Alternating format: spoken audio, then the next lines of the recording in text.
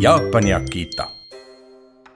Ta on rahulik, kuulekas ning truu koer, kelles peitub samas ka omajagu iseseisvalt mõtlevat seltsilist.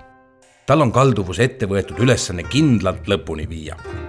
Akita on vastuvõtlik ja peenetundeline loom, kes on kogu perele äärmiselt truu kaaslane.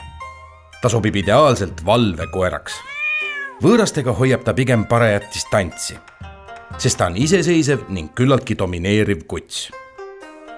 Akita on intelligentne koer, kes vajab kontrollimist. Tal ei sobi karmikäeline treenimine, teda ei tohiks karistada. Ta vajab kindlat ning hella kohtlemist. Samuti tahab ta palju liikuda. Igapäevased pikemad jalutuskäigud on kohustuslikud. Ta hindab sinu kõrval jooksmist, ent sellisel juhul tasub koerale pikem rihm kaela siduda. Põnev teada, kuigi sibul ei sobi söögiks ühelegi koerale, on Jaapani Akita nende suhtes veel eriliselt tundlik. Sibula söömine vähendab punaste vereliblede hulka tema organismis niivõrd drastiliselt, et koeral tekib aneemia.